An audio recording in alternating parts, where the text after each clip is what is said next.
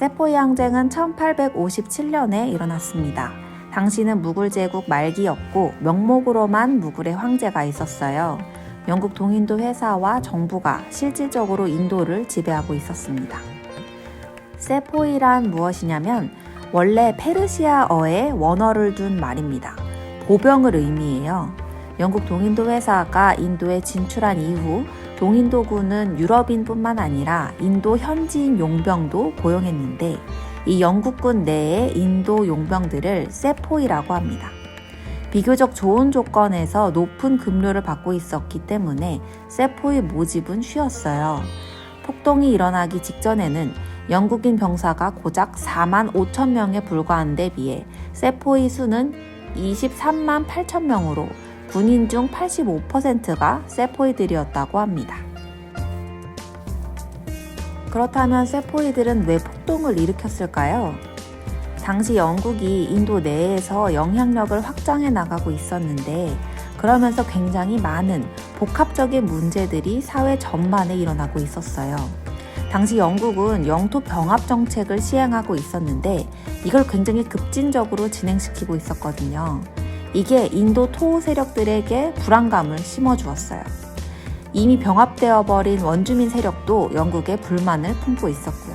뿐만 아니라 과도한 조세 징세는 물론 인도에 대한 영국의 무역 수탈도 문제가 되고 있었습니다. 그리고 서구식 개혁이 힌두와 무슬림들의 종교적 감정을 자극했어요. 인도에는 남편이 죽어 화장할 때 부인도 함께 화장하는 힌두식 장례 풍습인 사티가 있는데요. 영국 총독 정부는 이걸 강력하게 제재하고 나섰어요. 또 힌두에서는 과부의 재가를 허용하지 않는데 이걸 개혁하려고 한 거예요. 완고한 힌두교도들에게는 자신들의 전통과 미풍양속을 침해하는 것으로 해석이 됩니다. 기독교 선교 활동도 인도인들의 종교 감정을 자극했습니다. 19세기 초까지만 하더라도 영국 정부는 인도에서의 선교 활동은 철저하게 금했어요. 근데 어느 순간부터 장려까지는 아니지만 선교 활동을 허용하기 시작했는데 이게 또 인도인들을 불안으로 몰고 갔습니다. 확장되는 영국의 지배 아래 인도는 이렇게 여기저기서 부글부글거리고 있었는데 갈등이 탁 터진 지점이 군대 내의 세포이들의 상황이었던 것입니다. 군대 내의 상황은 어떠했냐면 세포이들이 좋은 대우를 받고 있긴 했지만 한편 불만도 키워왔는데 진급이 더디고 하사관 이상의 승진이 어려웠기 때문이에요. 아무리 오래 근무했어도 영국인 신병 밑에 놓이게 되는 처지였어요. 그런데 그때 세포이들 구성이 어땠냐면 특히 벵골 군대 세포이들 중에 카스트의 최상위 계급인 브라만 계급 출신이 많았거든요. 이 브라만 계급의 세포이들은 다루기가 힘들었어요. 왜냐하면 이들은 영국군 내 종교 정책에 불만이 많았기 때문입니다. 이들은 특히 외국 근무에 대한 저항감이 강했습니다. 힌두교 만우 법전에는 한 번이라도 바다에 나갔다 돌아올 경우 최하위 계급인 수드라로 강등한다는 내용이 있어요. 그래서 특히 높은 카스트는 배를 타고 바다를 건너는 것을 꺼렸습니다. 간디도 영국으로 유학을 갈 때 집안 친척들과 어른들이 심하게 반대를 했었는데 바로 이것 때문입니다. 이처럼 힌두 상층 카스트는 외국 여행을 금기시했기 때문에 그동안은 이들이 해외에서 근무하지 않도록 군 내에서 배려해왔거든요. 근데 영령 인도를 급격하게 확장해가면서 더는 이런 배려를 해주기가 어려워진 거예요. 결국 1856년 필요할 땐 언제나 인도 외 지역에서도 근무하도록 근무 규정이 변경되었습니다. 상층 카스트 출신 세포이들은 이런 조치를 우리의 종교적 의무를 의도적으로 더럽히는 것이라고 해석을 합니다. 자, 이제 본격적으로 대폭동에 대해서 얘기할 건데 그 발단은 탄약통 사건에 있었습니다. 화약은 습기에 약해서 당시는 돼지기름과 소기름을 먹인 종이로 포장지를 만들었어요. 군인들은 빠른 장전을 위해 한 손에 총을 쥐고 다른 한 손으로 총알과 화약을 싼 포장지를 입으로 찢었는데요. 문제는 세포의 대부분이 힌두교 또는 이슬람교 신자였다는 사실이에요.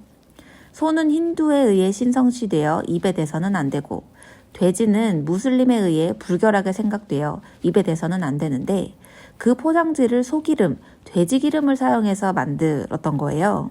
세포이들은 이 사실을 알게 되자 영국인들이 우리 종교를 계획적으로 더럽혀 우리를 기독교로 개종시키려고 한다. 이렇게 해석을 합니다. 더 이상의 신뢰 회복은 불가능했어요. 새로운 탄약통을 지급했으나 세포이들은 거부합니다.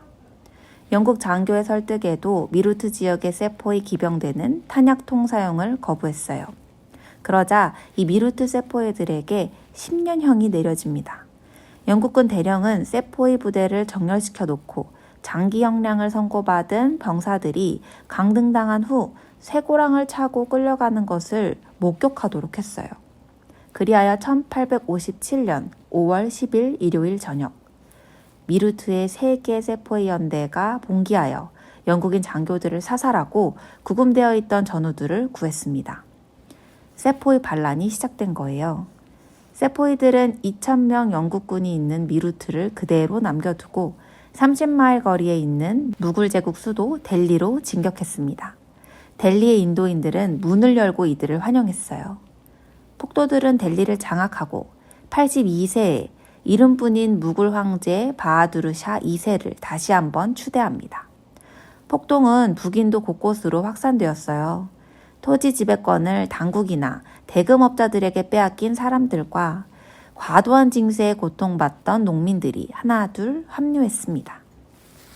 당연히 영국은 이 폭동을 잠재워야 했는데 이때 영국 측이 가장 우려했던 것은 시크족의 봉기였어요. 시크족까지 세포이 항쟁에 동참하고 나서는 건 영국으로서는 가장 상상하고 싶지 않은 시나리오였죠. 그러나 다행히 펀잡의 시크 군대는 동조하지 않았습니다. 동조하지 않을 뿐 아니라 오히려 영국군의 토벌 작전을 적극적으로 지원하고 나섰어요. 시크족이 인도 쪽을 돕지 않고 오히려 영국을 도운 건 왜일까요? 영국에 대한 신의도 물론 있었겠지만 시크 교도들에게는 무굴 제국의 폭군 아우랑제부와 그 후계자들이 자행했던 압제에 대한 기억이 영국 총독의 그것보다 더욱 쓰라리게 남아있었기 때문입니다. 아우랑제부 이후로 무굴 제국은 종교 관용 정책을 버리고 친이슬람 체제로 돌아섰다고 말씀드렸는데 이 과정에서 시크 교도들이 참 많이 희생되었어요. 심지어 시크교의 지도자도 이 과정에서 희생되거든요. 무굴 제국의 적대감을 간직해온 시크족은 영국을 돕게 된 것입니다. 세포이 항쟁이 일어나고 영국군은 처음 한 달은 속수무책이었지만 후에 델리를 탈환하여 자신감을 획득합니다. 이내 왕국을 접수하고 무굴 제국 마지막 황제 바하두르샤 2세를 체포하여 버마로 유배시킵니다. 왕자들은 사살되었고요. 결과는 영국군의 승리였습니다. 결과적으로 영국이 이길 수 있었던 이유는 3가지가 있었어요. 첫째, 이 폭동은 인도 북부에만 한정된 사건이었고 항쟁은 고립적으로 일어났기 때문에 다른 지역들과의 협력체제가 이루어지지 않았기 때문입니다. 둘째, 주민들은 반란 세력에 휩쓸렸지만 어떤 원주민 세력 지도자들도 반도들과 운명을 같이 하지 않았기 때문입니다. 그리고 마지막으로 셋째, 가장 결정적으로는 폭도들을 강하게 결집시킬 수 있는 높은 이상이 없었어요. 이들의 열정은 분노와 불만에만 집중되어 있을 뿐 큰 이상이 없었습니다. 이 폭동의 다음 스텝을 아무도 몰랐기 때문에 이들은 차차 흩어질 수밖에 없었던 것입니다. 한편 영국은 비록 승리했지만 대폭동에 큰 충격을 받았어요. 이제 변화는 불가피해졌습니다. 가장 획기적인 조치는 동인도 회사의 완전한 폐지였어요. 대폭동은 사실상 영국 왕실이 인도 통치권을 장악할 수 있는 적절한 시기를 마련해 주었습니다. 영국 정부는 인도를 더 이상 동인도 회사에 맡길 수 없다고 판단하여 회사를 폐지하고 본국 정부가 직접 다스리기로 했고 1858년 11월에는 빅토리아 여왕의 선언에 의해 영국 정부가 직접 지배하는 새로운 총독 정부가 인도에 시작되었습니다. 세포이 항쟁이 일어났던 건 결국 영국의 식민 통치 때문이었습니다. 힌두교도들과 무슬림들로 이루어진 군대에 배급되는 탄약 포장지를 소기름과 돼지기름으로 만들 정도로 무지하고 또 배려가 없었던 당시 영국 동인도 회사의 식민 통치에 대한 분노가 세포의 항쟁을 촉발했던 거죠. 만약 이때 모든 인도인들이 일치 단결해서 영국 동인도 회사에 대항했다면 굳이 간디의 시대를 기다릴 필요가 없었겠죠. 그러나 각자의 욕망과 복잡하게 얽혀있는 이해관계로 인해 실제로 인도 내부의 단결은 쉽지 않았습니다. 역시 인도인들은 마하트마 간디를 기다려야 했습니다. 간디가 태어난 것은 세포의 항쟁이 일어났던 1857년으로부터 약 12년이 지난 후였습니다.